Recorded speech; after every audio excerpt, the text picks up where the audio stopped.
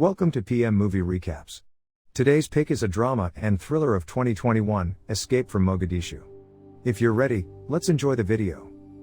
In 1991, Mogadishu, the capital city of Somalia, was torn by civil war. Meanwhile, both the North and South Korean embassies are lobbying to be admitted into the United Nations and looking towards the Somalian government for support. Dae Jin, an intelligence officer working for the South Korean embassy, is assigned to pass the gifts from the South Korean embassy to the president of Somalia.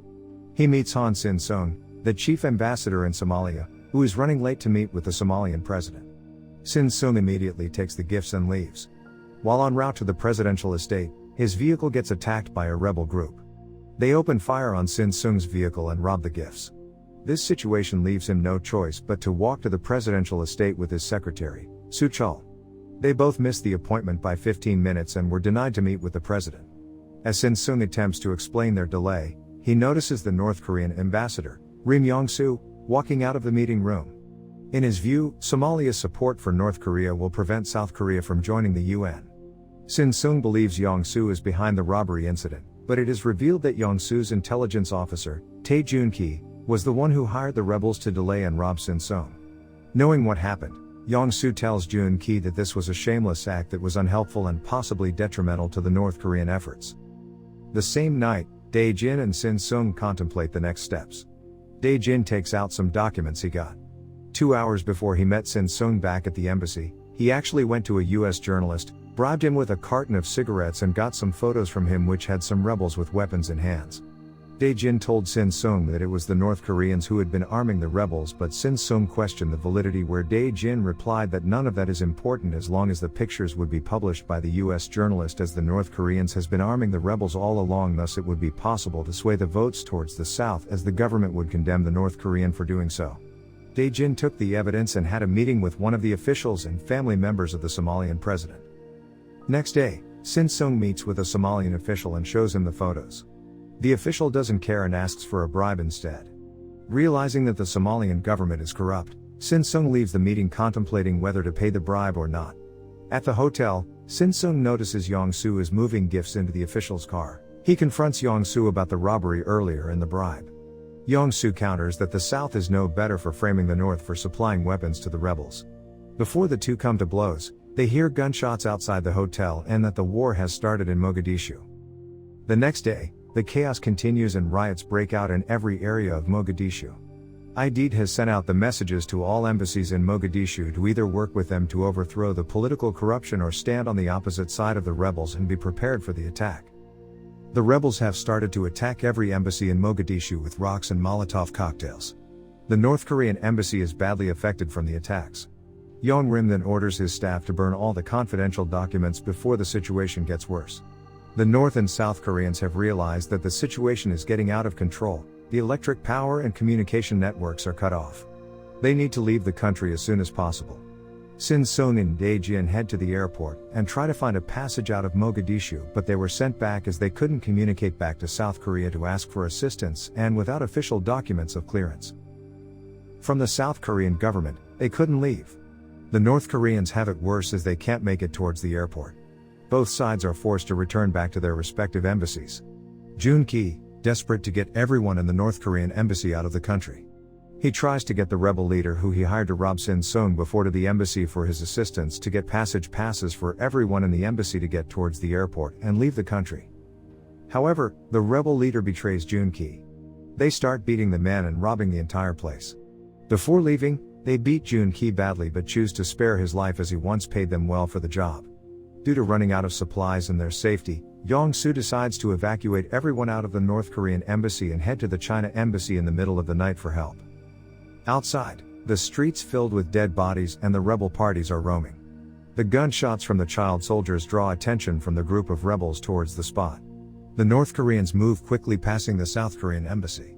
Yong-soo doesn't have any options. He decides to ask for help from the South Korean embassy, but Joon-ki disagrees, as both sides are still in a tenuous relationship, and if they ask the South Koreans for help, they will be labeled as traitors to their country. Yong-soo retorted that being a traitor would be better than risking everyone's life, as there are women and children as well. At this point, Yong-soo makes it clear that nothing is more important than everyone's safety. Yong-soo calls Sin-sung at the main gate of the South Korean embassy for help. Sin Sung doesn't trust the North Koreans and is afraid that they might use this situation to spy on South Korea. While he is thinking whether to let them in or not, a group of rebels is coming closer towards Yong-soo and his group. They are opening fire in the air. In the end, Sin Sung decides to let the North Koreans in the embassy. Despite the conflicts between both countries, it's hard for them to completely trust each other. As dinner is served, Yong-soo and his group are afraid that Sin Sung might put poison in foods and kill them all. In the middle of the awkward situation, Sin Sung grabs Yong-soo's rice bowl, swaps it around with his and eats, proving that it's safe to have it. Yong-soo and his group feel more comfortable. Both sides start eating and even sharing food.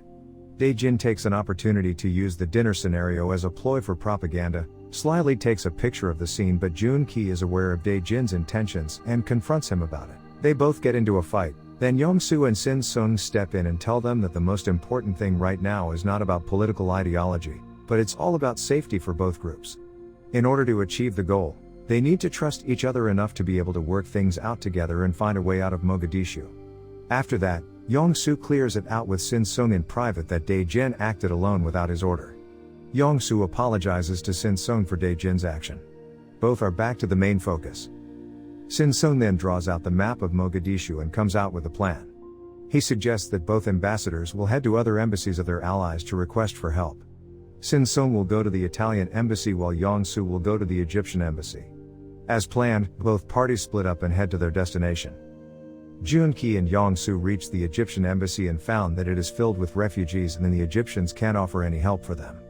On the other side, Dae-jin and Sin Sung also managed to speak with the Italian ambassador, and he is glad to help them evacuate towards Kenya, but tells Sin Sung frankly that he can't help the North Koreans out as they don't have diplomatic ties to them.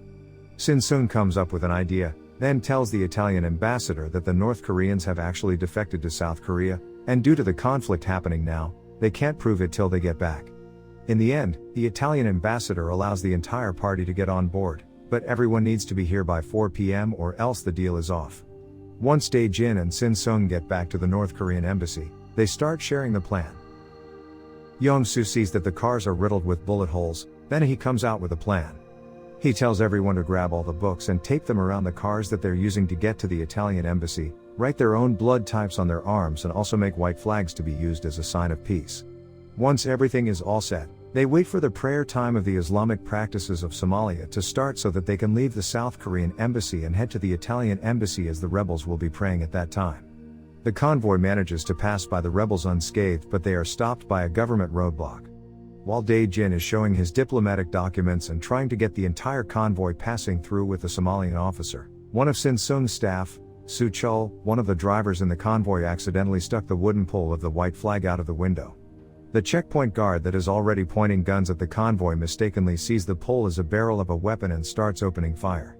After a rough journey, the convoy arrives right outside the Italian embassy, but with both the army and the rebels chasing the convoy, Joon-ki's vehicle is the last vehicle to get there. However, Sin Sung quickly moves the people from Joon-ki's vehicle, and suddenly the horn starts from the driver's seat. Dae-jin goes to check and finds that Joon-ki has been shot to death. The Italians then open the gates, and as the Italians are getting feisty, both the governmental troops and the rebels retreat from the area. The entire Korean group buried Joon-ki and held a small memorial for him in the Italian embassy. The next day, both groups get on board as promised to Kenya. Once the plane lands, Yong-soo and Sin Sung know that both groups cannot be seen together as the two nations have long-term conflicts. Before they step out of the plane, the men thank each other for their assistance and shake hands. The rest of them say goodbye and hug each other. They quickly split into their original groups to join their respective delegations. With one last look at the others' group, the ambassadors get on their respective buses and head in opposite directions. Thank you for watching, but before leaving, please make sure that you click subscribe and turn on the notification so that you can enjoy watching more videos like this.